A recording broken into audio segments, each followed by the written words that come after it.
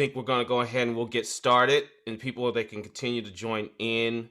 Hi, I am Thomas Brazzle. I'm chair of programming with the Morton Theatre Corporation, and I want to thank you so much for joining us today for a conversation around four of our artists that were awarded in the Defiance Awards that we created last year.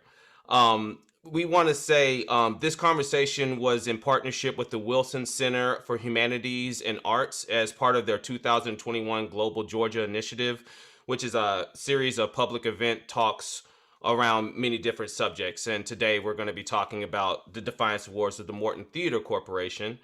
And the Morton Theatre Corporation created the Defiance Awards because we wanted to, here in Athens, Georgia, create an option.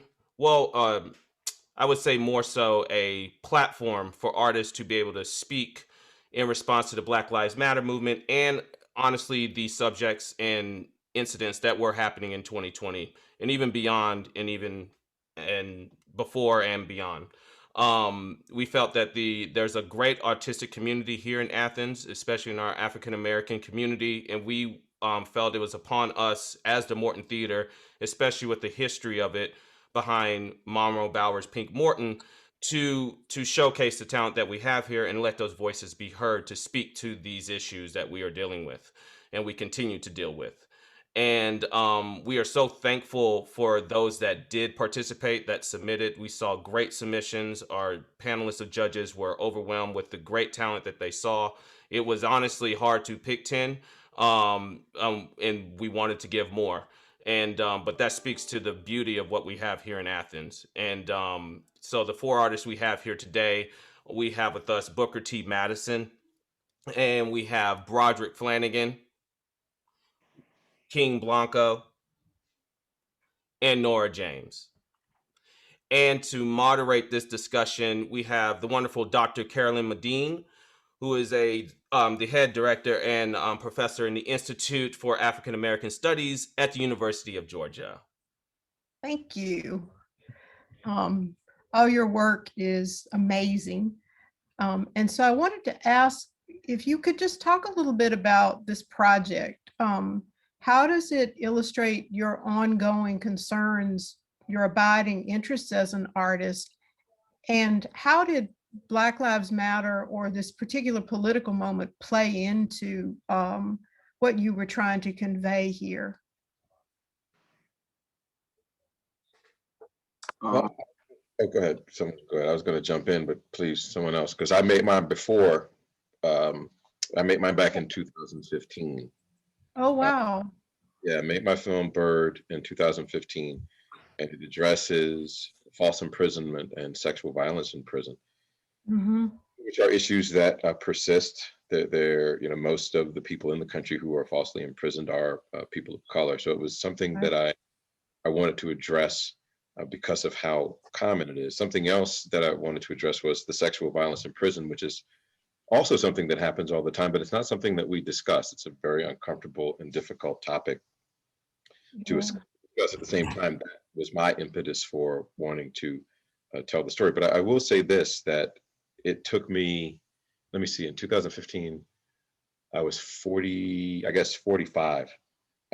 So it took me 45 years, right, to have what I call the aesthetic courage to address these issues, because you can have an issue that roils your heart and your mind, it frustrates you, whatever the case may be, but that doesn't mean that you are now going to expend time and energy telling a story. I just wasn't prepared or equipped to tell the story before then. So I'm happy to have, I guess, new legs or new life for the film and expose it to a new audience, because though the film was made in 2015, these issues persist. It's a powerful piece. It reminded me of Maya Angelou and Paul Laurence Dunbar's poems about the caged bird. It was the first thing I thought of as I was when I finished watching it. And Angelou's, line that the caged bird sings for freedom.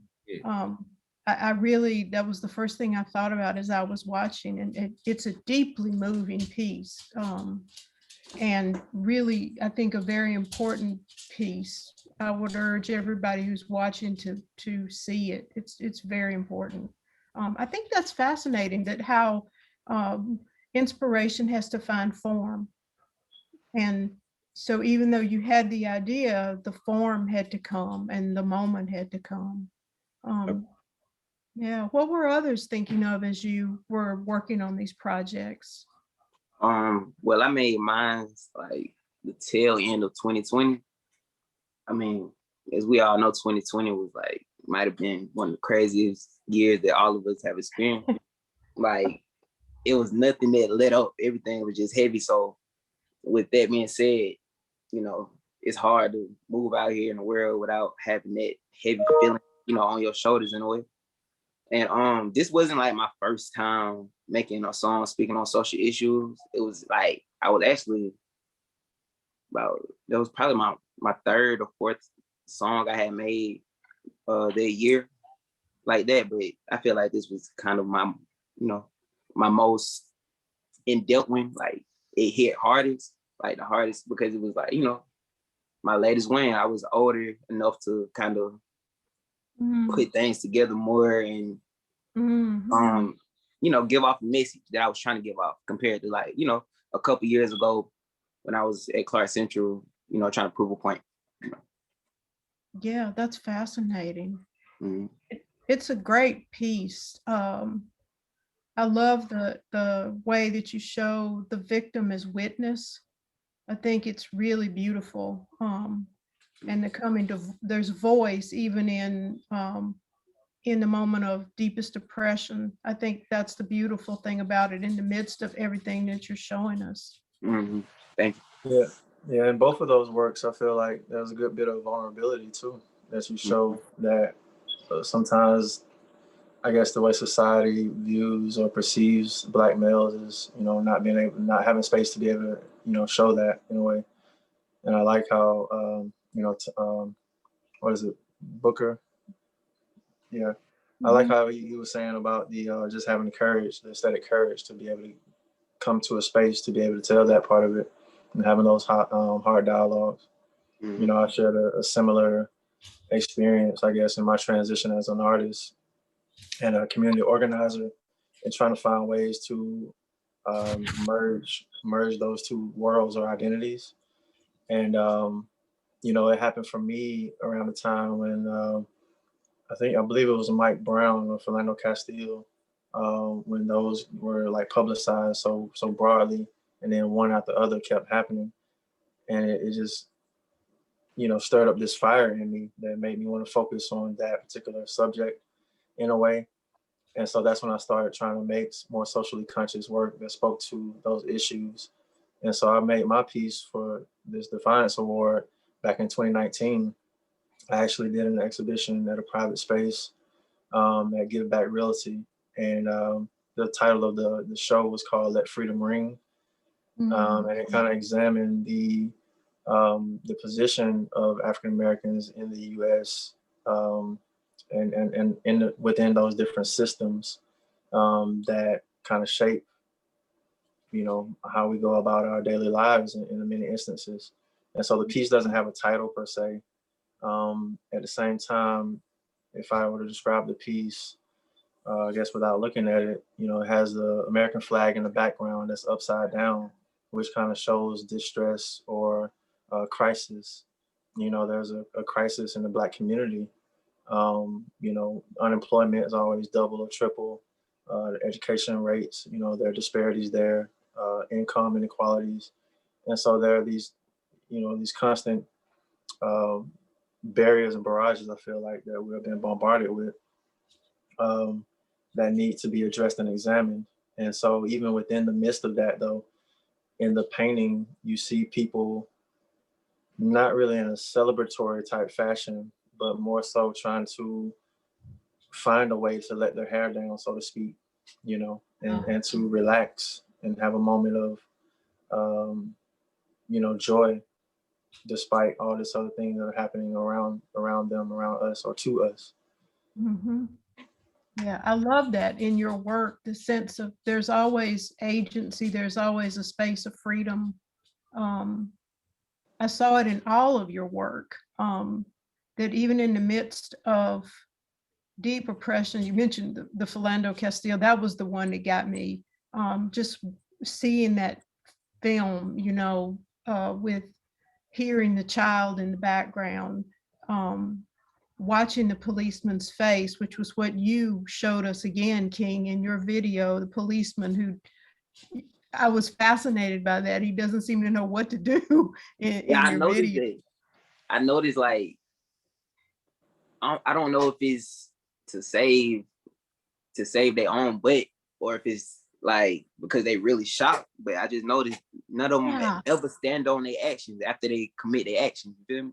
Yeah. It's always like a shock. Like, it's weird.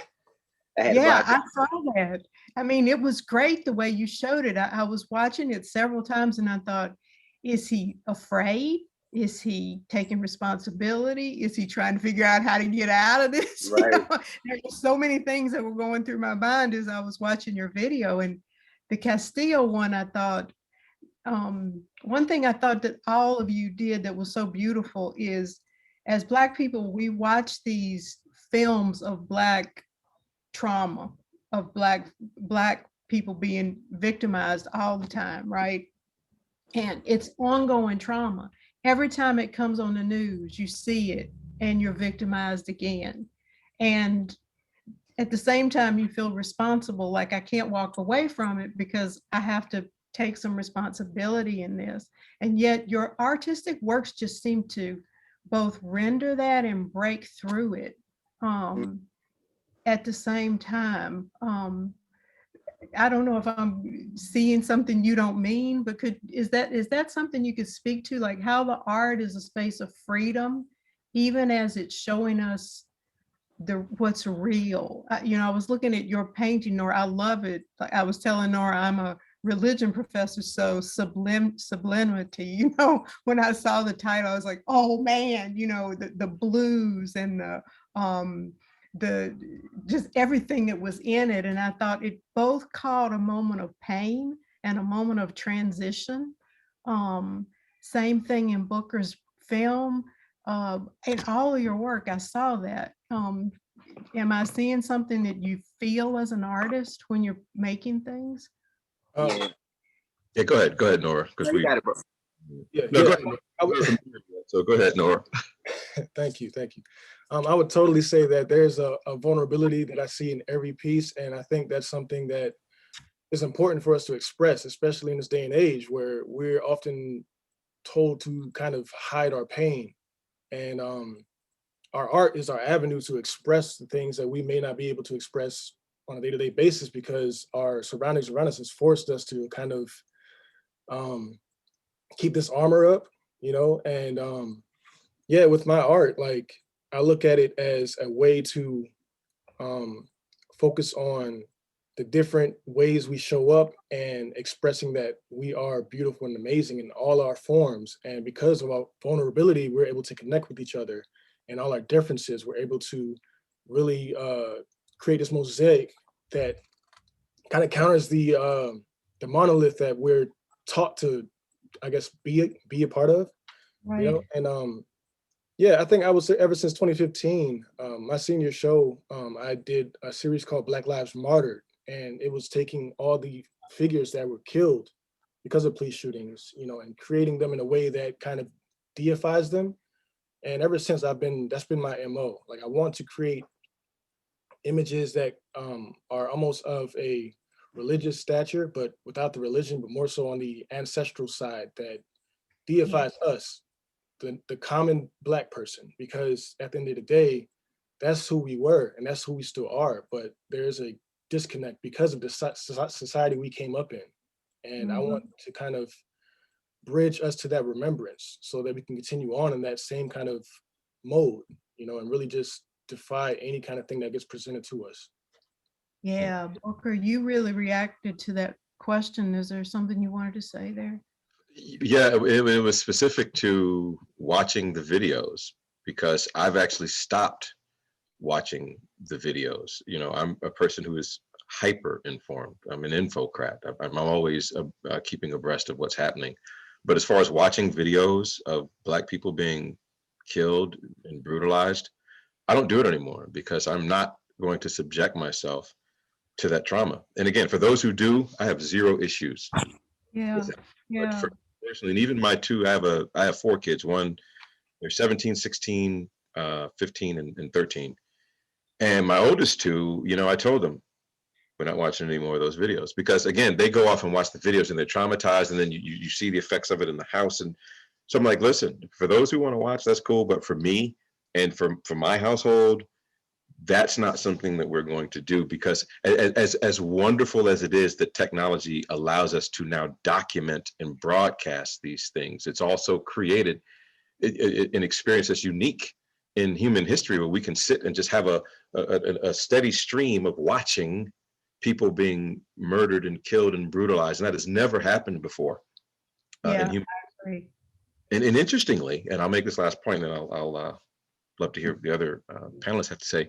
The next short film that I'm doing this summer, it's actually a triptych. It's 3 short narrative chapters. It's called American Triptych. But the third chapter is it's a single shot of a Black man who he picks up a phone, and we don't see what's on the phone. We're pushing into him the entire.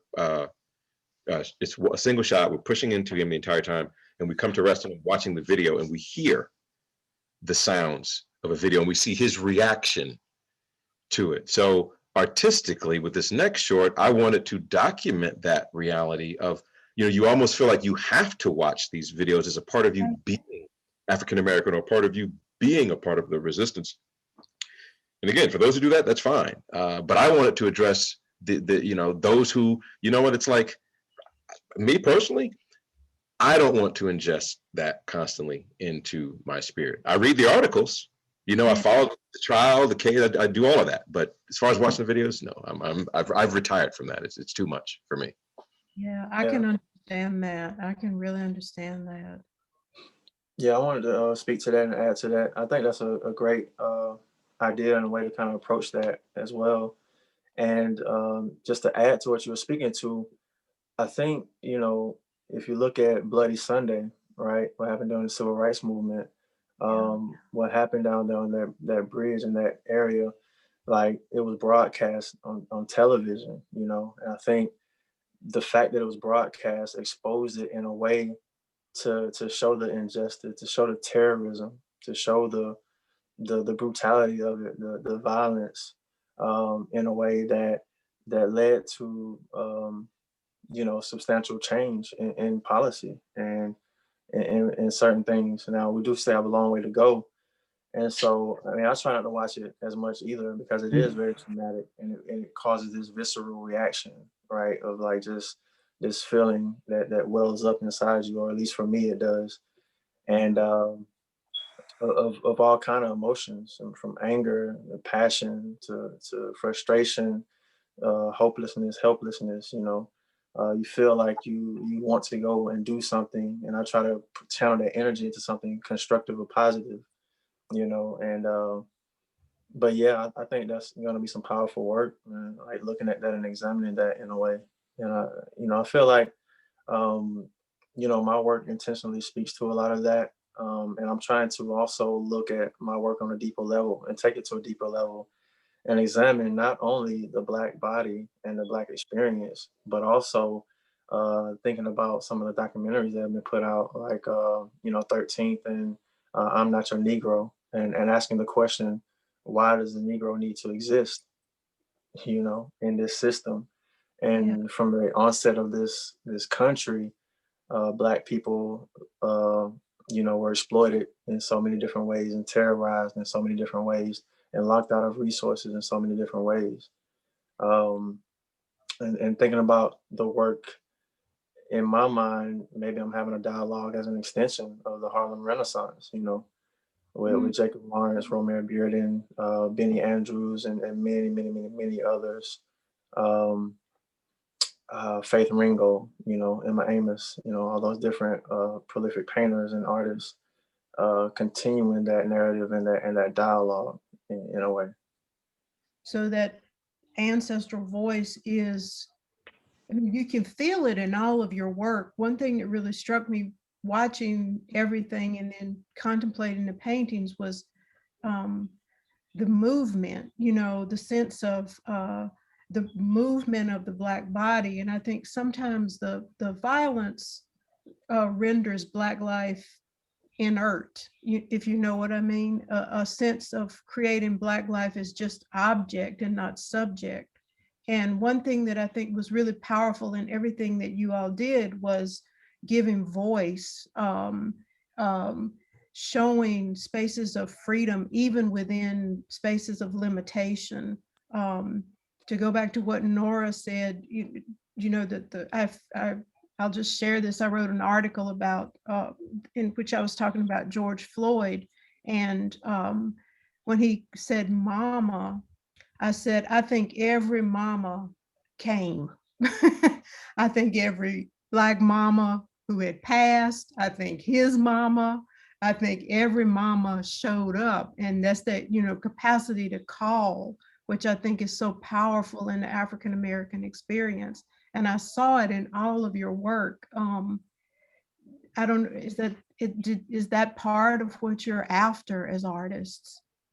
To keep those voices moving, to keep the movement, the voice, that power?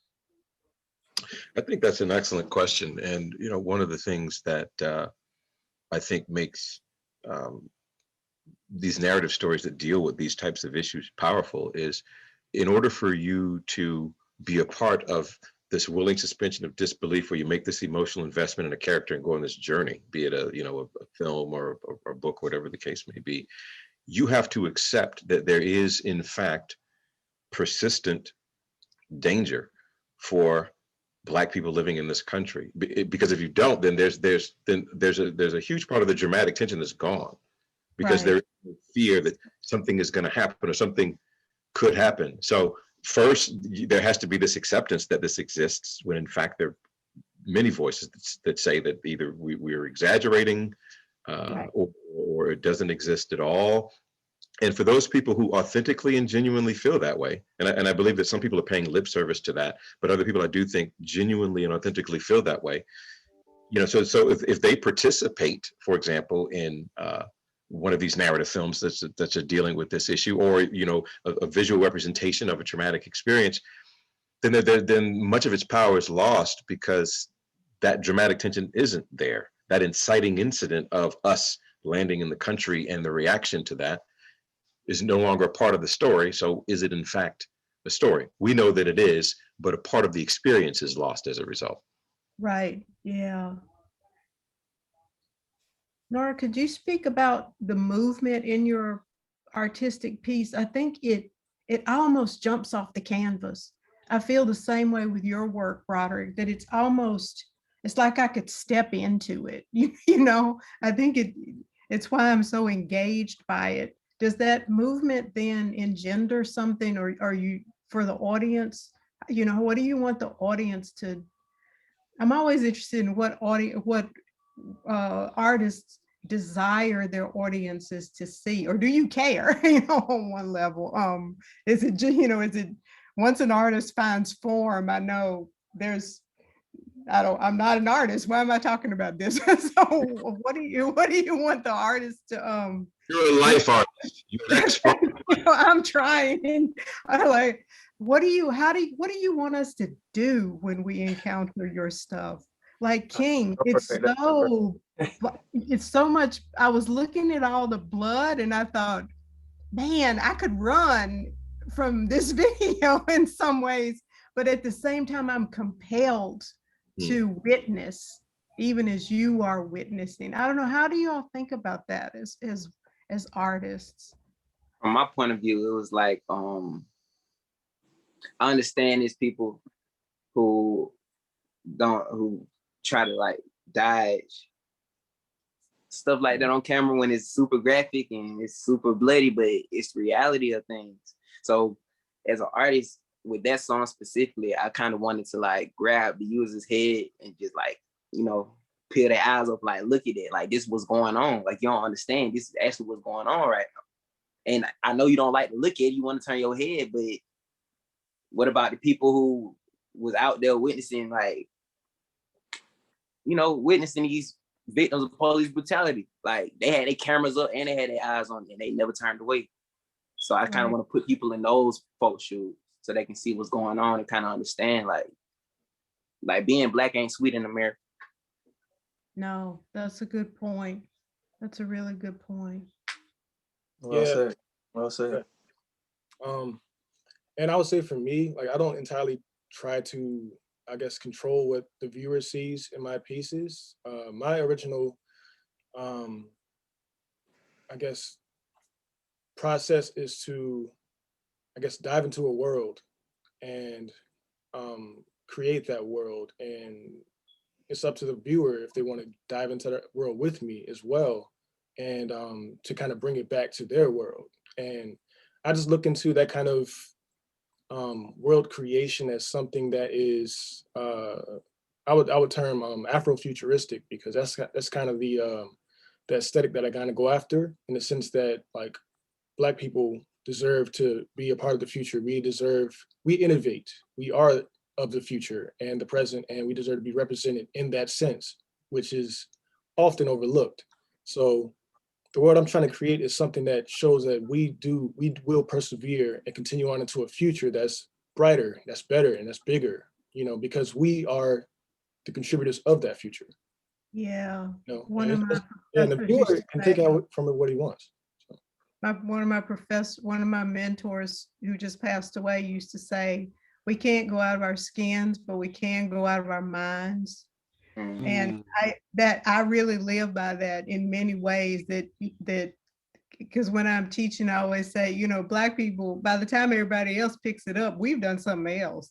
We're not interested in the thing you just picked up. And that's kind of what I see in your work. I think it's just really interesting. We're always ahead. We're always being I think we're incredibly innovative as a people. Partly because we've had to be, right? To survive. Yeah. Dr. Medine, that touches on a panelist question. An attendee's question, if you want. Sure. There's a question of what is each of y'all's creative process, and how do you choose your subject and the medium you use? That's a great question. For me, it's always different. And I just want to go back to, in answering that question, go back to the previous question, as far as, being specific as far as what you want the audience to feel. So as a filmmaker, I'm very intentional and specific in where I want you to be emotionally throughout the narrative. But I also recognize that the moment I release my art to the world, there are going to be interpretations, and people are going to perceive it in a way that I couldn't have fathomed. And I try to come up with every way of looking at it. And and I'm also a film professor, so I'm teaching my students to do these same things, because much of what we learn in film class, we all have experienced intuitively, because we all watch so many movies and TV shows. But actually knowing what these things are and then strategically utilizing them to make the audience feel a certain way is part and parcel of what we do. But again, even larger than what I intend is what people perceive. And the last film that I did, what was interesting is that it's a polarizing film, and there were things that people shared and came up with that I just had never thought about. And the cool thing is, whenever you get a perspective that you hadn't thought about, or you get a cool question, you're doing a Q&A, is you then can take these things, because it's a part of the process of what the art does, and then you can share that in some other form. Not so much that you came up with the idea, as much as, well, here's another way of looking at it, or another way that an audience person received it that I had not considered. Now, with that said, about the question that Thomas proposed from the person attending, for me as a filmmaker, I because I'm a trained filmmaker, even though I'm also a novelist, I call myself an accidental novelist, because I think cinematically, and I write books, rather than the other way around. Yeah. So I guess at this point, I just think as far as cinematic images. So I don't really have much of a choice in that. I could explore other mediums, but I don't. And then as far as my process itself, it really varies depending on the project. Case in point, the reason why I have to jump off here at 5 is because I'm driving down to Atlanta. My cinematographer, who teaches cinematography at UGA, same department as I am. I teach directing and screenwriting. He teaches cinematography. But I'm jetting down to his house before he goes on a trip to get some picture books that he has to get inspiration for this next short film that I'm doing. This is new, right? So it really, to me, depends on the actual project. And he has these great books at his house with images. So I'm using that to come up with inspiration, but that's unique to this project. And maybe I'll use that approach again, or maybe not. It really depends on the project for me personally. Wow, that's fascinating. Broderick, you were about to say something. Yeah, I was going to speak to the previous question as well, but I also want to speak to this question. Don't want to be too long-winded. But in terms of like, you know, what I want the viewer or the person experiencing my art to, you know, feel or experience, that's kind of open, similar to what Noraa was speaking to, is open to interpretation of the viewer. At the same time, there are certain elements that I do use to create attention in a way, like with the piece that I submitted for this project, with putting the flag, the American flag in there upside down, and then also having the people in there kind of, you know, not really focused on that part of it, but it creates this space of like, you know, and despite of where we are in this space and in this society, you know, we're still going to, you know, let our hair down in a way, but you can still see on some of the faces that it's not this full expression of like, you know, relaxing your shoulders and just being fully immersed in that Right. space. There's still this little bit of concern in some of the images and the faces. And that also kind of speaks to that part of the process, with, you know, how I go about creating the work and the medium I choose. I did that piece in acrylic, you know, and I like to work faster when I'm doing acrylic, versus when I do oil paintings.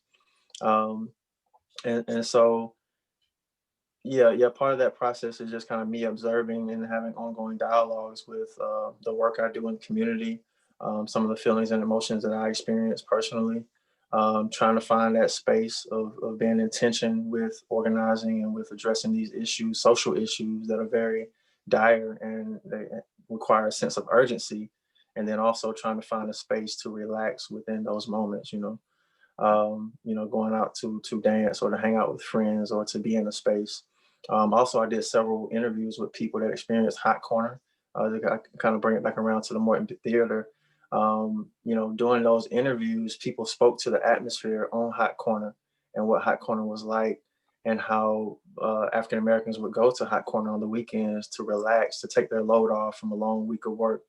You know, to engage in fellowship and this social, the social capital that was there amongst the people that frequented Hot Corner. It was interesting to hear how you can go down there and get a pork chop sandwich and Yeah. whatnot at Manhattan's Cafe, and there was even a love story that I was able to stumble upon, you know, of a couple that met down on Hot Corner, you know, and so it's just this vibrant, you know, space of, you know, that just this essence and spirit of it, you know, that's still very much alive. I feel like, even though the physical buildings and spaces and businesses have kind of dwindled, Yeah. the spirit is still there, you know, and so that's kind of what I speak to, and in the process of like having those dialogues and discovering those stories, that's part of my process too, and it informs my work. That's really powerful. I mean, you talk about your art as an agent of change, as having a kind of therapeutic power, but also a power of an essence of empowerment too. That art as a vehicle for creating opportunity. I wondered if the rest of you think of your art that way. And are there multiple kinds of opportunity? You know, I think of, I'm talking here to a panel of African American men, and you know, what enters my consciousness is to go back for a minute to the violence we were talking about, the desire to control Black masculinity, the desire, which is part of your prison image, prison images, the desire. I'm thinking of a poet who wrote about lynching and the desire to almost make the Black male body, and other bodies, of course, as well, unrecognizable as human. So how does this therapeutic power, or this creation of opportunity, how do you see it playing into your creative work? In my case, specific to Bird, the film that I submitted for the award, I ask people, when I screen, because I've screened the film, many, many places over the years. Right. I guess I was surprised when, and it's a dark film and it's heavy. I get it. I know that. I see it as triumphant. And when you go to that question, a lot of people are like, how is that? He was, in prison for 10 years. He didn't do it. And then he was, violated in there. And what makes it triumphant for me is the fact that his goal to run and to win, despite being victimized by the system, he continued to do that. And his spirit was not, or his body was not broken, despite all that happened to him. And, also that film is probably the most overtly, and I don't want to say political because I don't know that it's political, because not specifically, well, I guess you could say it's political. It's the most overtly political film that I had done up until that point. But then the next two films I did were also political, as it were. And even the next one I'm doing is political. But then I also have this romantic drama with tons of comedic elements that I'm working on, which reminds me, like, Zora Neale Hurston got a lot of heat. Yeah. Renaissance, because her work didn't focus on the struggle, right? And I adapted her short story, The Gilded Six Bits, and one of the reasons why I chose that was precisely because it was a look into 1930s America, and the emphasis wasn't just on racism, because as Black people, yes, you deal with racism, but your entire life is not racism constantly. We love and we are loved. We go out and dance, and we go to hot, all these different things that we do. Yeah. I think as an artist too, at least for me personally, it's important for me to kind of play in different spaces, as it were. So you have something that's hopeful or seemingly inane and just funny, but then you also have these very serious and weighty subjects that you deal with as well. Mm-hmm. I found that your film very spiritual. The sense of the cell as space of contemplation and creation, but also space of imprisonment. That I love the way it played across so many metaphors. And I thought a lot about the athlete, and how the athlete on one level loves the grind, right? And that's really what the character kept turning to, was the bird and the grind. Those two elements of the film just really struck me as incredibly spiritual and powerful. And I feel that in your work too, Broderick, the locatedness, and we're in a community, right? Same thing with your video, Kxng. Yours, I think you're doing religion, Noraa. I'm sorry. I'm going to have you come talk to my AFAM class when I teach Intro to African American Studies again, because that's what you're doing. So, okay. But anyway, that locatedness and that to be free in tight spaces, I think is just so beautiful in your work. And I also want to explore free and tight. Wow, I'm sorry, Broderick, go ahead. But I just want to be free in tight spaces. To me, that kind of embodies my experience, right? Because I am going to be free. Too. Yeah.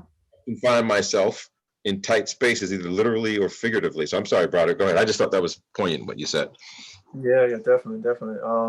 I appreciate that as well. And one of the things I wanted to kind of interject, I guess, into the conversation was the levels of violence, and how that in all of our work, I feel like it shows up in a way that disrupts. It disrupts, right?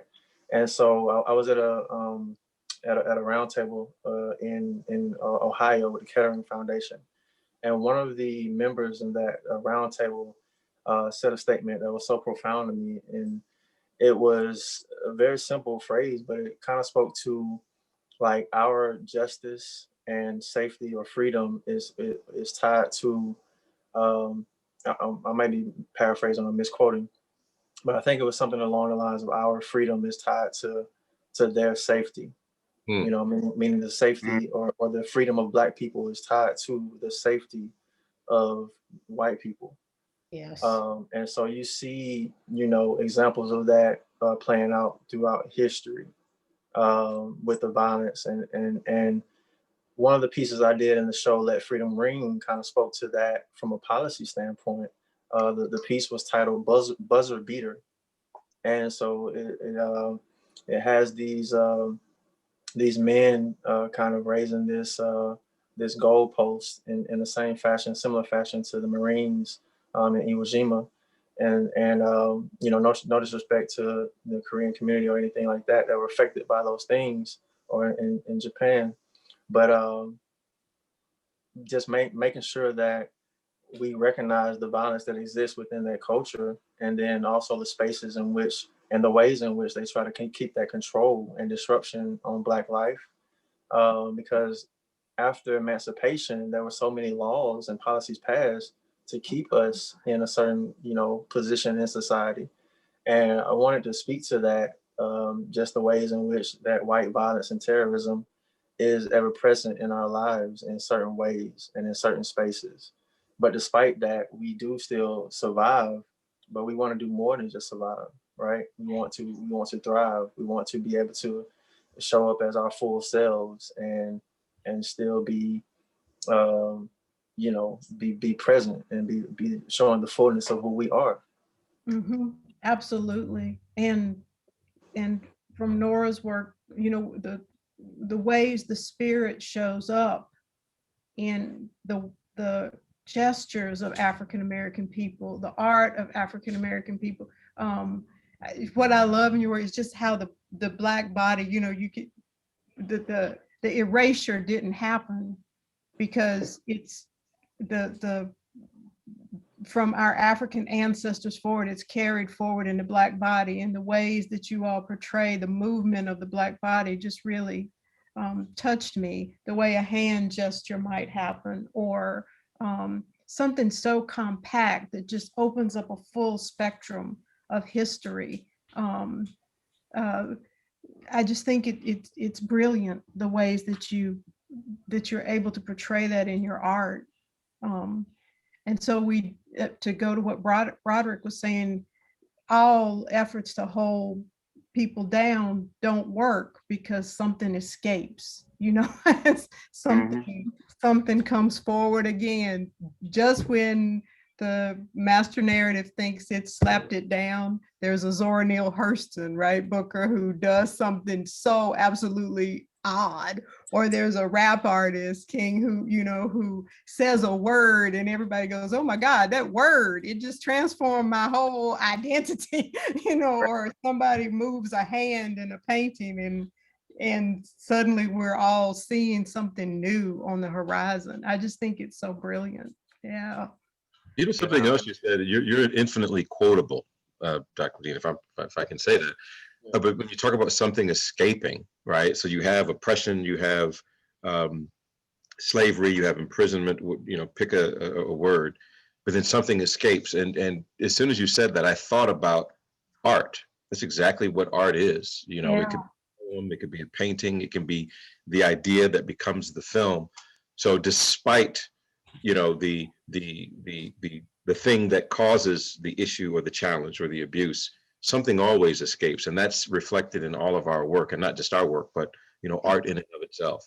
Yeah, I'm always struck by how African Americans are in our history have been placed into positions of having to be silent, and how yet even in that silence something is said, or how we stay on the stage, to wait for the moment at which the thing can be spoken or done. There's a beauty and a grace in that. I saw it in King's video, in which the victim is also the voice. I just think that's so powerful in the way that you depicted that the victim is also has a voice. Out of the silence, someone speaks. I noticed, like, I say with most victims, when their story gets publicized, it's kind of like the movement's so big, you can't say they're not speaking after death in a way. So I kind of tried to, I tried to show that. It's so many things I tried to show in this video without doing it blatantly, but without like making it go over people's heads. So it's just great that you catching some of this stuff. Oh, I loved it. I just think what struck me in the beginning of it was that expensive car. And I thought, that's the no to the white culture, right? The oppressed white culture is to say, why is he in that car? He shouldn't be in that car. Right. And it sets in motion this whole set of actions that then the young man is victimized by. But he still speaks to what's happening to him. I just thought it was brilliant. I thought it was brilliant. It's just brilliant. Yeah. Dr. Medine, do you mind if I ask a few questions from the attendees? No, please do. All right.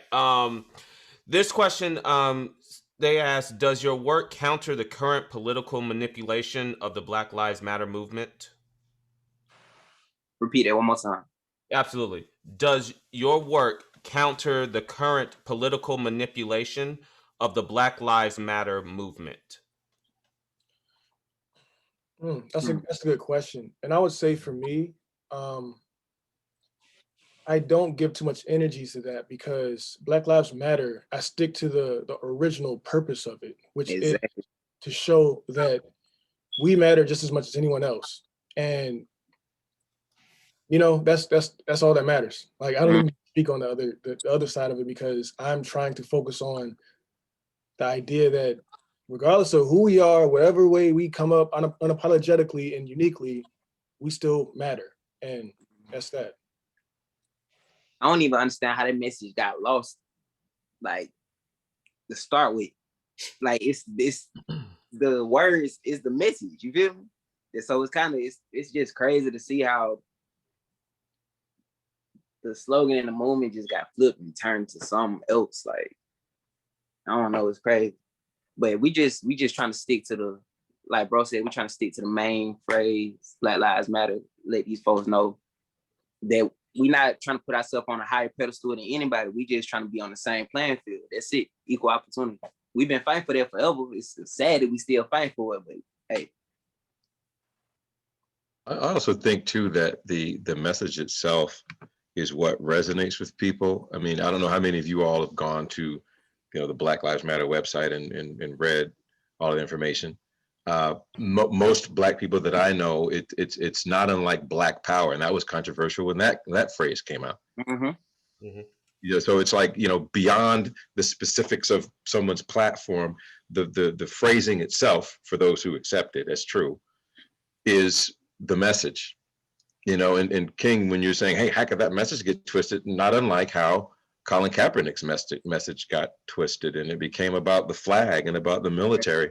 But if we look at all these, if you know history, that's exactly what happens. What you do is you vilify a movement or an individual to turn public opinion against that movement or that individual in order to weaken it and then eventually remove it. So it's an age-old playbook. And the cool thing now, we have what, One Night in Miami, we have Who Killed Malcolm X, we have the Billie Holiday story, all these films that are talking about exactly what we're discussing here. So what you do is you undermine and you vilify the victim, and that's the way that you can weaken and eliminate their message. Yeah. So I got a question. Okay, so as the Black community, we've noticed this pattern going on in history. So I'm pretty sure the pattern has been noticed around other races and other groups of people. What do you feel like we got to do to stop, like shut down this,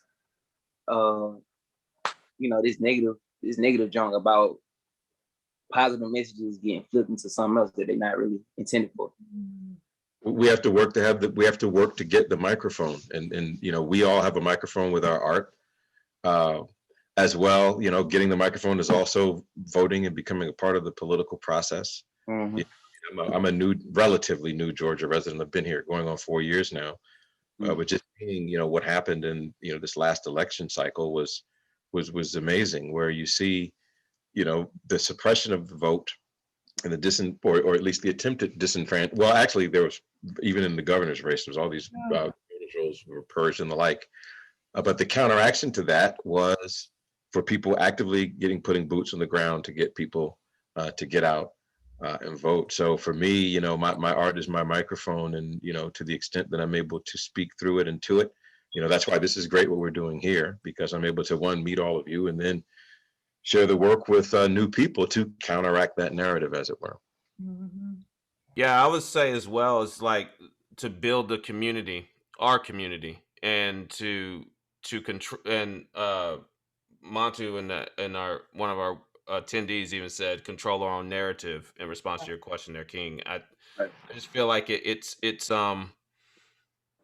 you know, for us to it's like that thing of like, you don't want to be at our own throats, right? We don't want to be infighting. You know, it's kind of like this thing of like, you know, the whole, I remember growing up, it was always the black on black crime thing.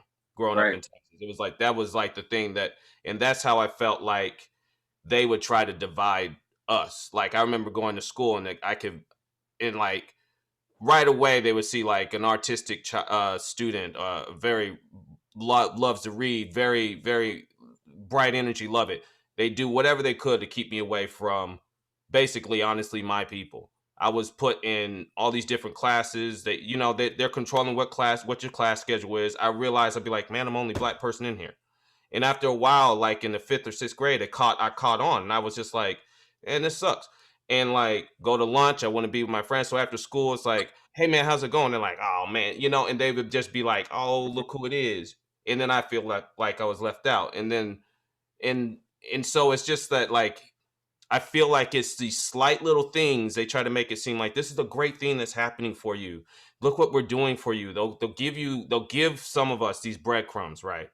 And then the next thing you know, down the line, you're like, you've all splintered into factions, you know. And that's the thing I think they were talking about with the Black Lives Matter movement. They were like, you know, let's not start splintering at the seams here, you know. Let's get behind, let's work together. And I know for myself, with like even these awards, that was something at my heart that I was like, you know, I really want to just give the microphone to these other people, because I'm an artist as well. But I was like, you know, I want to hear from other people, you know. And I know we all have our different ways we're going to approach something, our different viewpoints and opinions. But even like Noraa said, I think it's that simple: we matter, our voices matter. And it's like, if we build our community and we just listen to each other, we realize, like you said, Dr. Medine, like, we are resilient people. We are ahead, we're front forward, and nothing can stop the beauty and the power of that.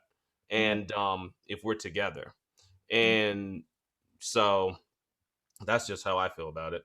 Yeah. And if I may, just to add to the question that Kxng Blanco was posing, you know, part of it is just recognizing that divide and conquer, you know, the art of war, you know, the divide and conquer that some groups and some people tend to use to weaken movements.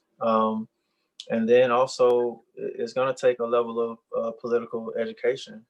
You know, they briefly mentioned it in the Fred Hampton movie, which is not really about Fred Hampton. It's more so about the spy. But you know, and that's what he was trying to do for his people, and that's why they wanted to take him out, because he was educating people on what exploited labor looks like and how they need to come together to address that, you know, as a whole, even across race lines, across the color line and whatnot. So I think it's going to take a level of political education to address it in a way, to make sure we're on the same page when it comes to equity and when it comes to resources for our community. And they may not look like, you know, everybody agreeing to do the same thing at the same time, but we'll have a better understanding of what we need to fight for in order to create more freedoms for our people, you know, as a whole, if that makes sense. Makes perfect sense. When Thomas was talking, I was thinking, you know, Blackness is not a monolith. And so we have to figure out how to, or we need to embrace all the multiple narratives about what it means to be Black people in America, you know, that we all didn't grow up in the same communities. We all don't have to have the same kinds of expressions of our spirit. But all of it together is like the many facets of one beautiful diamond, you know? And so if we can value the diamond and let the different facets show, and love a Stacey Abrams, and, you know, love a Noraa James, and, you know, just I think we can come together and not be divided as a people and build on our strengths. When Broderick said the color line, when we were talking, I was thinking about Du Bois and the problem of the 20th century. Now the problem of the 21st century is still the problem of the color line, you know, so.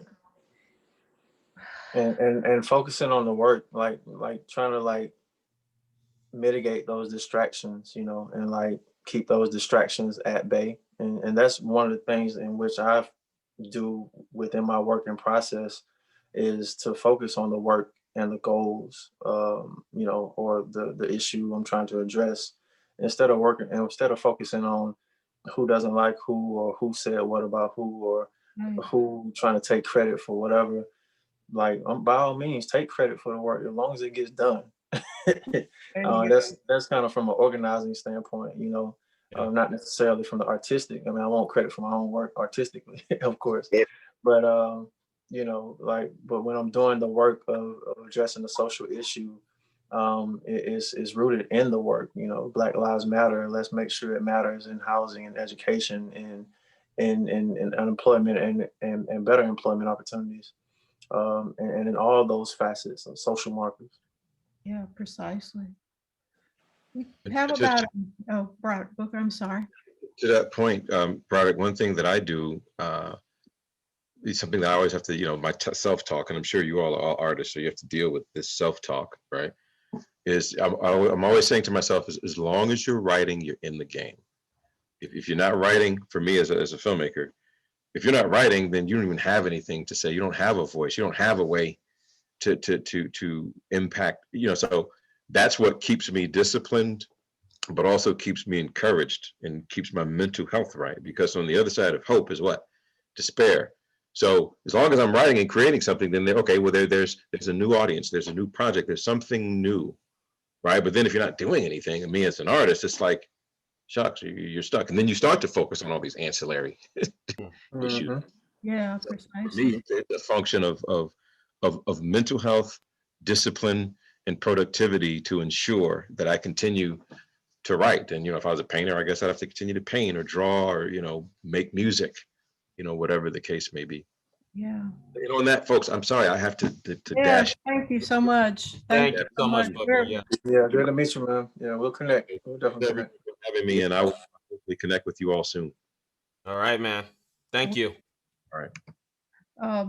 He gave us a beautiful piece of inspiration. Keep working. I just thought maybe in a few seconds, would you all like to give just a piece of inspiration, maybe to, I always worry about the young folk out there. You know, what are they? Y'all young folk. I'm the old lady here, but you know, what would you tell burgeoning artists who are trying to figure out what to do? Just maybe a quick little piece of advice.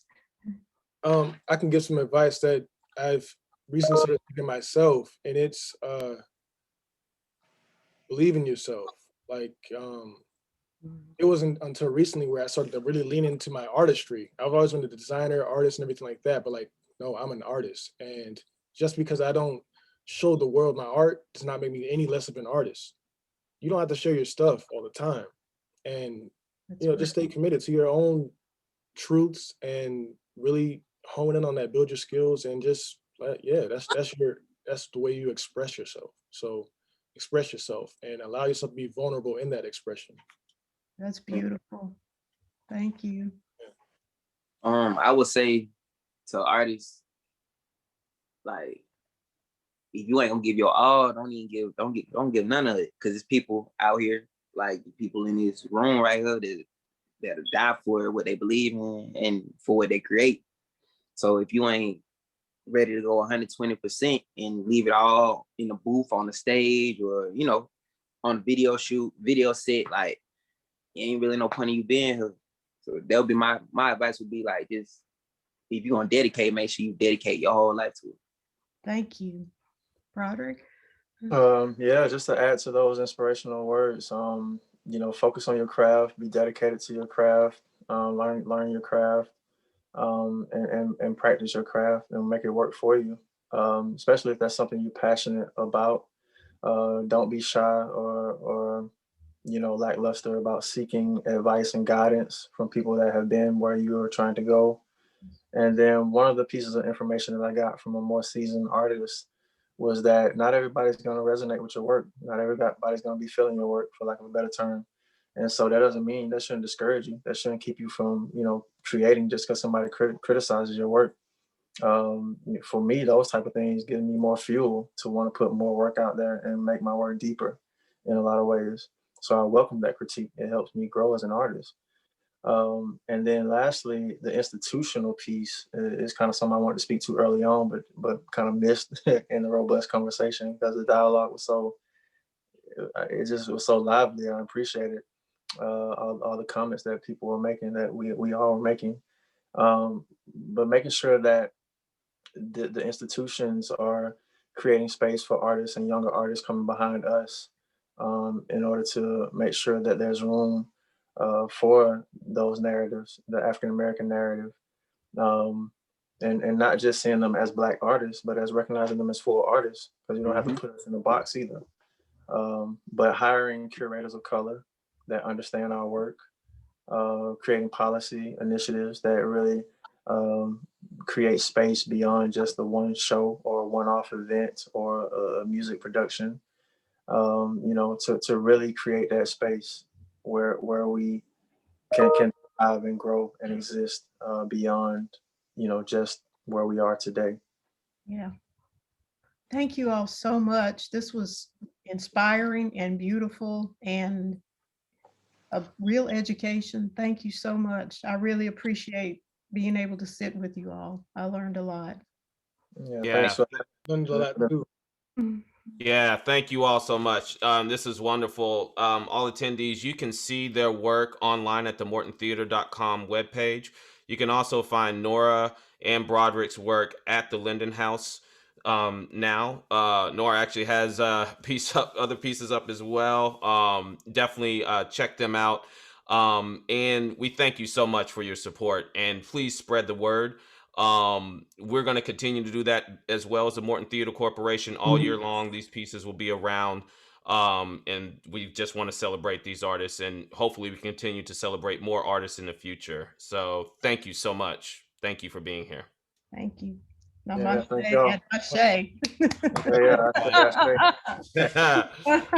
y'all keep creating. Yeah. All right, thank you. Thank you. Bye.